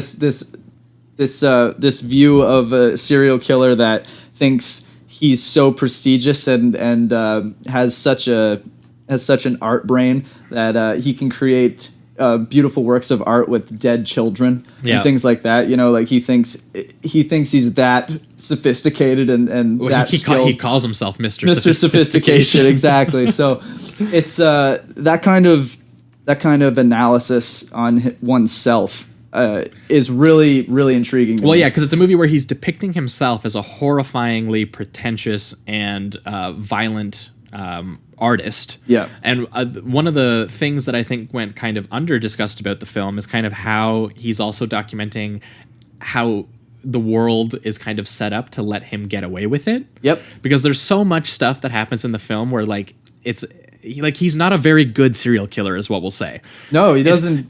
He doesn't cover his tracks or do much of anything. It's almost a comedy in how bad he can be sometimes. I was just going to say, I couldn't believe how funny this movie was. It's really funny. It's hilarious. Yeah. I couldn't, and I was watching it with Shane, my brother, who's not as used to like the crazy, trashy stuff. Yeah. He was laughing his ass off. Yeah. Like even when these terrible, violent things were happening, he films it in a way where you laugh. And Matt Dillon's performance, he's fantastic. It's so good. Yeah. He found such a good balance between psychotic and a comedy kind of performance. Yeah. And the one sequence where he's going in and out of the house to try to hide the body because the cop showed up is genuinely funny. It's like a slapstick thing almost. Yeah, well, and he's begging to get caught because I love I love the one bit where he's got OCD, so he keeps going into the home. He keeps imagining that he's left a speck of blood somewhere under something. And I love the way that they do that, where they go into a shot into his head where it's like, where it wouldn't even make sense. The blood just happens to under the carpet somehow. And nowhere else. But his brain is just like, it's there. It's there. He goes in, it's not there. He does that 3 times. And I thought that was a great way of kind of showing the OCD and all that. Yeah, well, and it's also because he's also cleaned it up really well. And what's funny is the cop goes in, and the cop should be super suspicious of this dude, but the cop is like not really as suspicious as he should be. And the dude is almost offended by that. Like Jack is look offended. Into it, dude. Yeah. He's like, you should. This doesn't look good. He was like, in my opinion, you should inspect every inch of this room to see if you can find something. Because, that was one of my favorite lines, because it was saying how I don't even know if it was he wanted to get caught. He almost wanted the acknowledgement that he did a fucking good job cleaning. And that is so psychotic and amazing that I loved every minute of that. And what I found interesting too is as he goes deeper into his murders and like how he views it as art, he gets more and more. He becomes more and more of a perfectionist to the point where he needs a specific bullet to get through the 4 heads that he wants to, and it turns into this 20-minute thing of him just trying to find the bullet. Yeah, and then he fucking pulls up in the cop car with the house robe and all that. And he's crazy. He's like, I finally got it. It's so funny. It's so funny and so dark. And I just find that balance and it goes dark. That's, I think, where the selling point is. Let's say there is full-blown child murder, and Yes. I did and somehow I'm laughing in certain scenes still. It's unbelievable. And I was going to say, not that scene, I don't though. think you got to see it, but I got the chance to see the unrated version. Yeah, you were telling me and about let's it. say that, like, the extra, like, 2 or 3 minutes that it is all the murders, where it's just Right. you see more... You see, What's crazy you is see a it's just as child get his effective- head shot off in the unrated version, whereas it cuts Insane. away. It also reminded me a bit of because there's that sequence where he turns those bodies into that art piece with the trees there wasn't- around there- it. I don't it reminded think- me of Hannibal. Yeah. Oh, yeah. Where it was kind of like legit, like I'm looking at terrible murder right now, but that actually as an art piece, stylistically, image wise, He looks does good. literally build a house at one point. I mean, Yeah. it's not a great house. No, I don't think. but it's a house out of bodies. But yeah, this is a film filled with just like unflinching, brutal murder. This kind of like off-kilter irony that's like really funny. Yeah. And very, very thoroughly investigated, like critical analysis of both artists and the Like the movie itself. and the act of creating Yeah. the creation of this particular movie Yeah, itself and yeah. the guy who made it. There's a lot So happening for any here. Lars von Trier heads out there, you really, I don't think this might be my favorite Lars von Trier film. Yeah. So, and I also think that the film investigates why that in its own way is kind of gross because he's almost implicating you as an audience member. Yeah, he's like, why are you enjoying this? Like you helped me get away with this almost, and like I love the parts Yeah. where Jack is like begging to get caught, where he's being like, yeah, scream out the window, why won't anybody help? me. Yeah. Yeah, and it like Oh my god! Like- And that's the thing. I'm laughing, but I know it's so evil. yeah, well, but because it's just so then over you the watch top him and funny, in the like- unrated, you watch him cut her boobs off and then turn one boob into a wallet. into a wallet. It's completely horrifying and very Yeah. specifically violence targeted against women. Yeah. And it's just like it's really brutal to watch, and it's. I don't know. I was like fascinated by it from beginning to end. So Me there's a too. I reason couldn't it's stop there's a looking reason at it. it's on the end of our list. And again, Yeah. the finale, bonkers, which we won't spoil here, but It's like it goes inside his own head kind Yeah. of thing. It's like that's all I'll say. Like let's just say we eventually make our way to hell, and you will see exactly what hell looks like when you eventually do get around to watching the film. And he basically says, look, I'm already here in hell. Some of you are probably going to be in here with me. yeah, Let's just party it up, I guess. yeah. Let's make art. Let's create.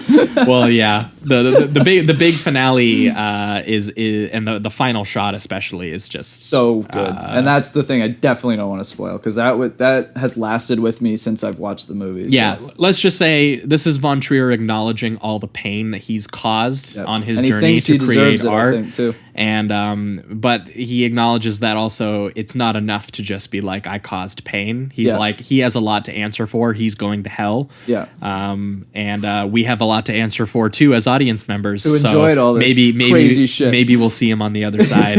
Yep, that's kind of right. deal. So yeah, that was House That Jack Built. We'll be moving on to number 2. Yeah. For me, that was Suspiria. Jamie already mentioned it a little bit here, but Nice. again, I absolutely loved this new Suspiria and Yeah. how it very intentionally places itself in the political and historical turmoil of Berlin. And I loved that it trades in Argento's like really, really dreamy, almost like flamboyant musical style that he has, and this very fairy tale quality. And instead, it's turns it into something like really, really blunt and gross, and it takes Subterranean to another level. Because again, the witches are underground in the original Suspiria, but let's just say their underground layer in here is something else entirely, Yeah. which you'll see in the finale. And again, I love the brutalist architecture. Again, this movie is all just, it's like concrete and mud and fleshy bodies. And the body contorting and things the like that. skin Won't and spoil it, but yeah. Oh my they God. use the dancing to its advantage when it comes to the violence, and as someone who has danced before and done jumping drills and things like that, every single time someone jumped in the air, I'm like, you're gonna break an ankle. I know Yeah. this movie's gonna fuck me up like that. I couldn't stop cringing the entire time they were dancing. But then you're also watching beautiful works of art. Like the dances in this movie are so good. They're so powerful and so well done. This honestly kind of would actually might double feature interestingly with the house that Jack built as the idea of art as expression and violence as expression in its own way. And like the pain you go through in order to create the art sometimes, like because I mean these dancers are definitely doing damage to their bodies the way that that the moves that they're doing, but it's for them it's worth it because that's what they're trying to express. Yeah, well, and it's also a little bit about like political radicalization and these guys of them operating a coup inside the witches and all kinds of crazy nonsense like that.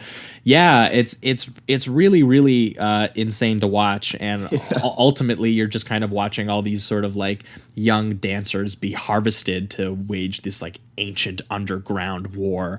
Again, the fact that the guy who made Call Me by Your Name made this is pretty shocking. Fucking crazy. This is a year for people who don't make horror movies making really interesting horror movies because we need more of that, please. I saw some less people Conjuring stuff being a little critical of New Suspiria because they thought that he was trying to make it more of like this intellectual art movie in a way that like was a little more pretentious than what Argento was doing. In like the first half, but once you get to that second half, it's pure. Yeah, well, because I saw those critiques before I saw the movie, and so I was kind of prepared. And then when I actually watched the movie, I was like, really? No, that seemed pretty. Like again, pretty out there.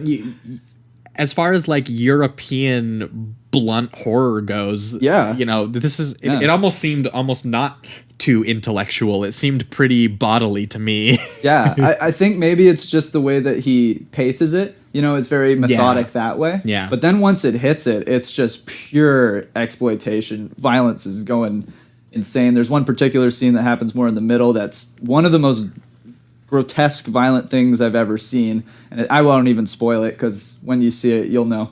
Yeah. But I loved it. Suspiria is awesome. So that was my number 2. Jamie, your number 2. My number 2 is Mom and Dad. Oh, yeah. I'm so glad Jamie Jamie put this on his list. This was a pretty high up honorable mention for me. Just missed the cutoff point, but I was glad to see Jamie put it on his list. So dude, it's so good.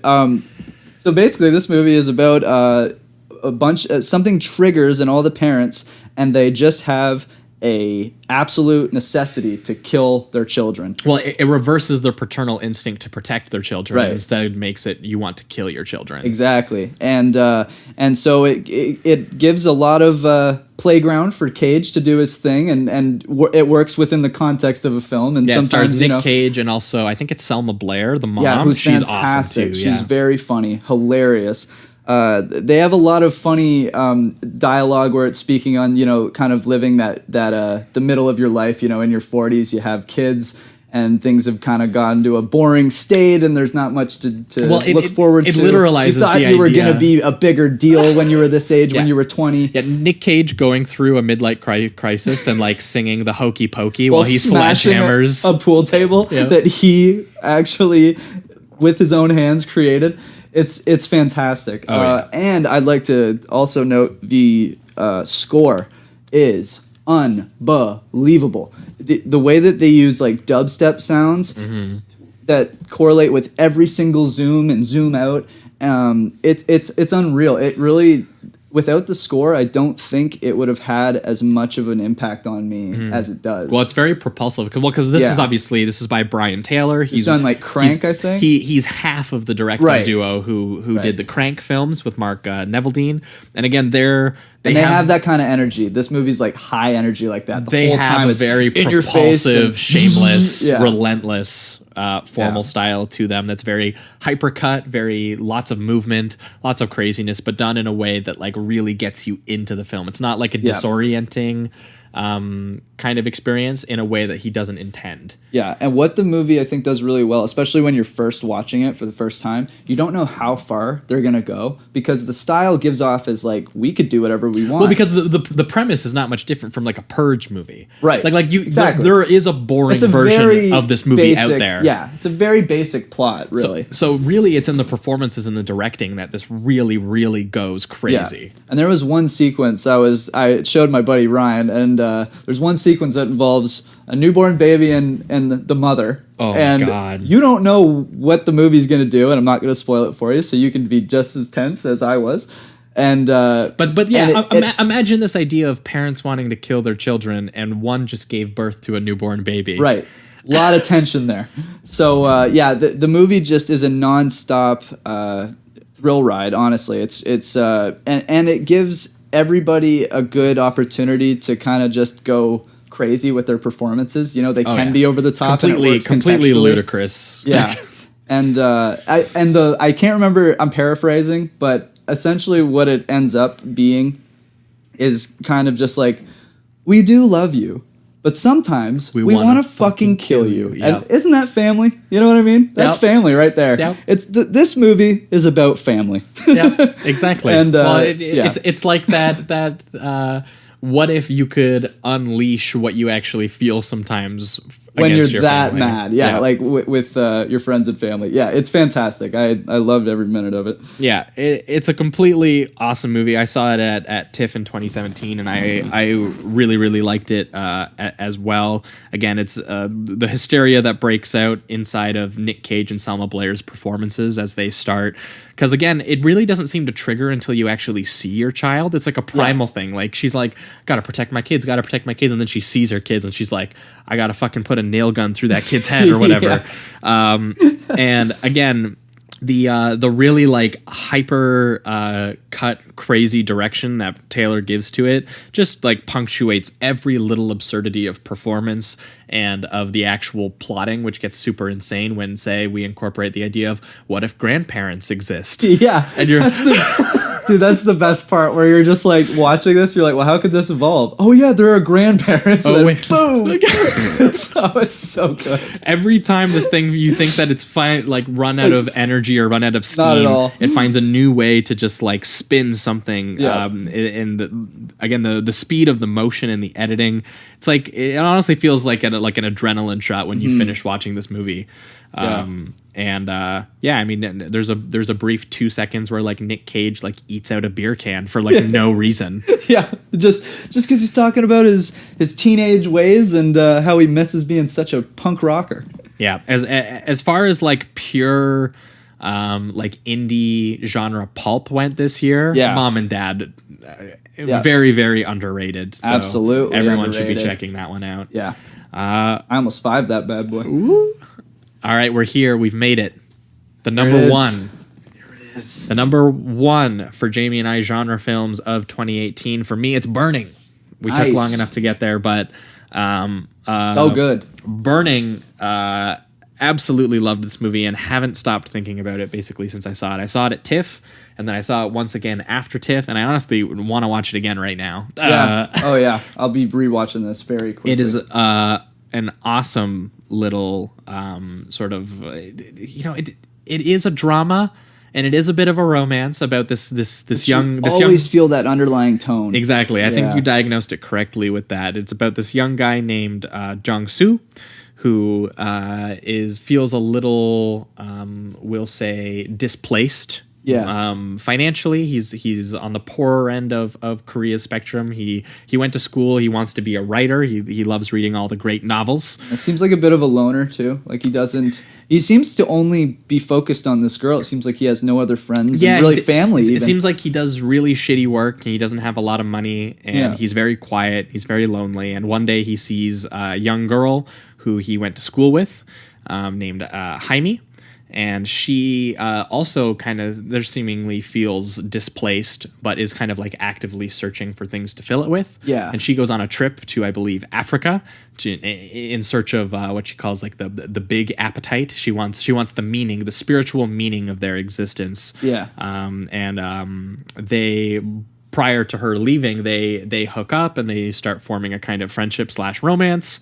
But on her way back, she brings back someone she met in Africa, a young guy named Ben, who is played by Stephen Yeun, I believe. Which was really cool to see him in something else. Yeah, from The Walking He's got Dead, some yeah. range. I really enjoyed his performance. He gives an amazing performance. Yeah. And I mean, I think all three of them are awesome, but his performance is It's like is every awesome time too. he looks at a character or just even looks at the camera, He's got in one his of those eyes, faces, it's like, dude, there's too. something about you that you're hiding. You know, he just has this great performance that he gives off.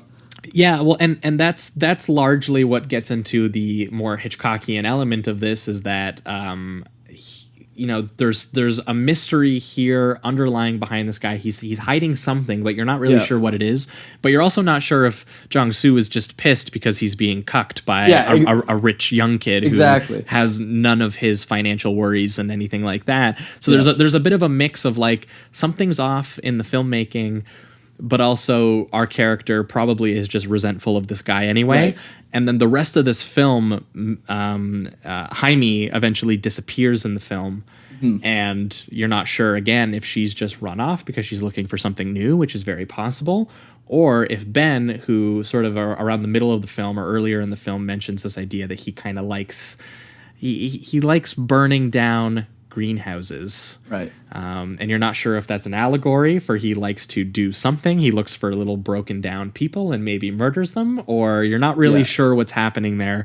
And basically the last hour to hour and a half of the film is just a sort of thriller / murder mystery where we are implicated in the protagonist Jong-soo's own anxieties in a way that makes everything really, really unclear and really icky and perverse. And you're right that it reminded of Hitchcock because, again, Vertigo, it's that murder mystery aspect. Yeah, a lot of following, like a lot of like, oh, can't catch me, it's like exactly. Well, he even steals there's that one bit that reminded me of Body Double where he waits for the guy to get out of the car and then he follows him in his car.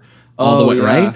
It reminded me of, again, De Palma referencing also Hitchcock. So, again, it has that voyeuristic element to it where Jong-soo is a quiet watcher. Yeah. He's watching these things unfold, and he doesn't really choose to act. And the whole movie is he going to act? And it builds to the very end to an act. Yeah. And we won't spoil what that act is for anyone who hasn't had a chance to see the movie yet. But I'll just say that it very much reminded me also of Rear Window, which we talked about a little bit when we talked about Vertigo, which is a movie about a character who is a voyeur, a quiet voyeur. And he's a guy who is a war journalist, and he's grounded because his leg is broken, so he has to sit at home, and all he can do is look out his window and watch his neighbors. Yep. And he's so bored at home that he actively dreams for something interesting to be happening in his neighborhood, and he really, really badly wants something interesting to happen. And a murder mystery does take place in his neighborhood, and eventually he does, he's told, well, it's not that, you're getting all of this wrong, because he just really wants it to be. And eventually he's right that there was a murder that happened there, and he does eventually solve the murder. But it doesn't change the fact that that wasn't why he was watching. It wasn't because he was a good guy who wanted to prevent a murder. It's because he was a bored dude who, again, you're implicated as an audience member into his point of view in that way. Yeah. And this movie does the exact same thing with the protagonist here. Because I think like it really does a good job of making you feel like something's even off with, what was his name? Jong-soo, yeah. Jong-soo. Something's even off with him before you start to really question the other guy, the rich guy, Steven or whatever his name is. Because it's like you understand his scenario. You understand that you'd be upset at this, like you got this girl that you love with, she comes back with this guy who's like, a decent looking dude, he's richer than you, he's more successful, whatever. So right away you feel like he can just look at this guy and find every little thing that's wrong with him. Yes. So when, like you were saying, the intentions there, you're not sure if you're really the protagonist here. You're not sure if you're the good guy. Right. Because there's a lot of mixed stuff that you're feeling too. He eventually is solving a murder mystery because Jaime has disappeared and he's not really sure what happened to her. Right. But at the same time, you know that he's very resentful of this guy for reasons beyond that. He could be looking for anything. And again, the very voyeuristic filmmaking where the camera kind of like floats along and follows him and follows his gaze as he's looking and watching and waiting and investigating this case here. And it does really just make you feel really, really gross because even as the evidence starts to stack, you know that he would bend that evidence to stack in that way, even if it wasn't there. Exactly. And when we eventually get to the sort of destructive finale, you kind of sit there and you go, it's very possible that this destruction was warranted, but we don't know. But you also know that the reasons behind it would have existed whether it was deserved or not. Right. You know that this guy would be resentful and would be filled with this like pent up primal rage and aggression, and that he would need some sort of outlet for it, whether or not the eventual act that he commits was the one that was it or not. Basically, you think that this guy probably would have been a school shooter or something at some point. Like you don't know. Like you think he would have done whatever he does in the movie, regardless of what the actual truth is. Yes, he's almost just looking for that. Exactly, that and let's just say that develops very slowly over the course of a 2.5 hour film. They pace it out so well. And it's so subtle that my first watch, I didn't even, when I got to the end on my first watch, I was honestly like, what? Yeah. Like, I was honestly just shocked because I was like, I didn't fully really get it almost. I liked it, but I didn't really... I was kind of the same way. It took some time for me to set it in, and then I even went back and I read like the last few paragraphs of the plot just to kind of see where it all led to again and kind of get it more aligned in my head. This was just a movie that after its final image, which is the final shot of this film is absolutely incredible. One of the best shots of the year. Yeah, it's so powerful. You really just can't believe. I just couldn't get that out of my head. I was reinvestigating and rethinking about the movie constantly so much that I just eventually had to rewatch it because again, how it incriminates you in his point of view, his subjective point of view, is so subtle, and it happens so slowly over the course of the movie that I didn't even notice it the first time. Yeah. And then as I've thought about this movie, it's only gotten better for me. So yeah, Burning. Probably, vaguely genre-esque. I guess we would call it genre-inflected. Yeah. But honestly, if you haven't seen this yet, like this is pretty top priority. Yeah. So go check it out. It's fantastic. So that was my number one. And Jamie, your number one. My number one, because it's the year of the cage. Yep. Is Mandy. Woo! So, Mandy, for me, I mean, I'm a metalhead. I'm a rocker. So the aesthetic right away obviously appeals to me. I mean, we have sequences in which it's pure death metal font. Like just death metal font, if you're unaware, is that font, I'm sure you've seen it and haven't been able to read any of it, is basically it just looks like tree roots that are going in and out of each other to create a word. Yeah. And it looks gross and sharp and evil, to be honest. And that the movie's full of that kind of imagery. We have Mandy, who literally wears shirts like Black Sabbath and classic metal shirts like that. And then we have Jeremiah, who is kind of like, I think what the story really is the perspective of what love is. For Nick Cage, love is, somebody to share life with and to share your dreams with and to eat dinner while watching trashy movies. Exactly, and talk about what your favorite planet is and all that kind of shit. Yeah. Whereas for Jeremiah, he is like a cult leader, so love for him is worship. Love for him is more like bow down to me and love me, quote unquote. Yeah. It's more of a worship for him. And so these guys because it's a godly love, right? Right, exactly. Where everyone loves God. It's almost right, and it's more of like he wants to be almost feared, rather than loved. But he has that confused with love. And I think that kind of makes these two characters, when they finally collide, that ending sequence, which I won't spoil. But basically what happens is Jeremiah gets, kind of taken down to the human level that he doesn't think he is. Yeah. And it's heavy stuff, real heavy stuff. And the use of lighting in this film is fantastic. I love the deep reds. At one point, the entire movie is red. It's just like they're like, we're not going to do a background lighting. We're making the whole thing red. Yeah, well, because once Jeremiah does what he does to Mandy, and Nick Cage has to answer back, and he gets pulled into hell, basically. Yep. The whole movie's aesthetic basically follows suit. Exactly. Because what happens? These bikers, they've taken like bad LSD. I love the Hellraiser bikers too. Oh my god, it's amazing. Yeah. The score too. Shout out to Johan Johansson, because like this was his last movie, I think. Yeah. And he knocked it out of the park. I think this is a 5 out of 5, both film wise and score wise. The score is incredible. It's using all these deep synths that you hear in the 70s and the 80s.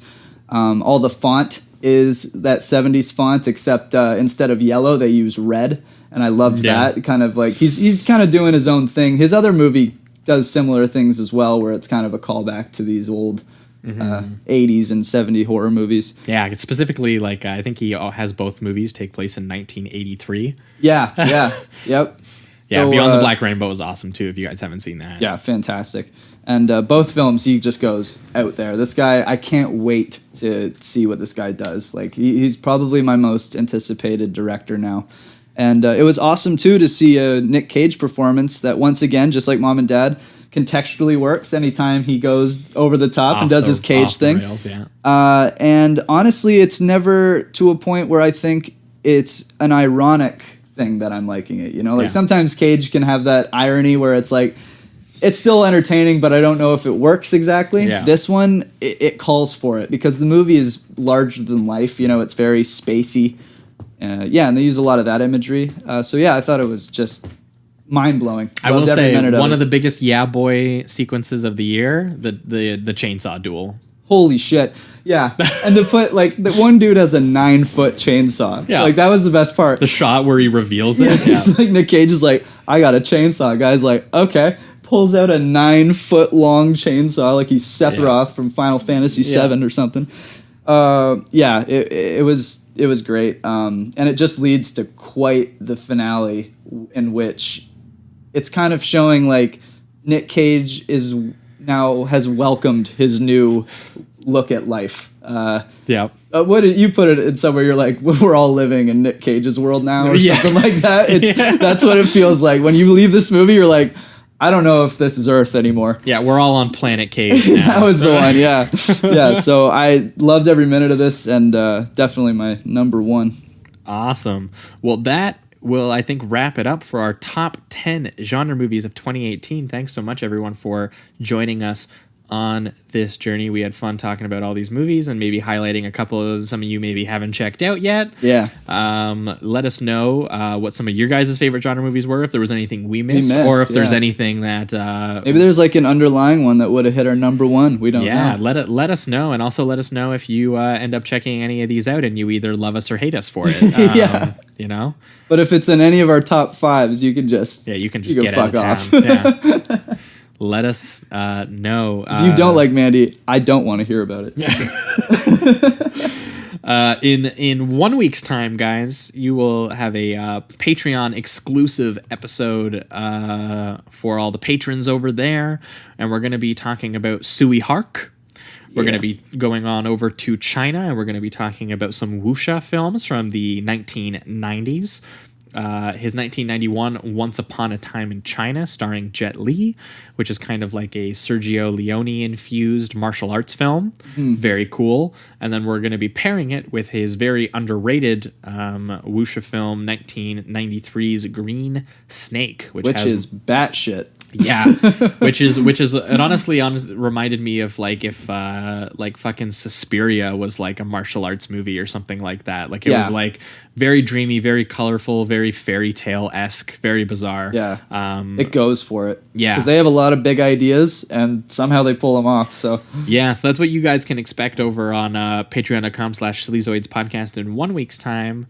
But in 2 weeks, we're going to be back with another free episode for you guys. We're going to be having a special guest on, and we are going to be talking truck-sploitation. Oh, cool. Don't know if it's a real genre or not. We're making it up. Well, go ahead. We're going to be talking one of them. Duel. That's the one. Steven Spielberg's directorial debut, the TV movie Duel, which is a really... Oh, it's a TV movie originally. Yeah, I think it was a TV movie originally, but it is a real movie. Yeah. I think he shot it like it was meant to be a real movie, but it ended up being on TV. Oh, okay.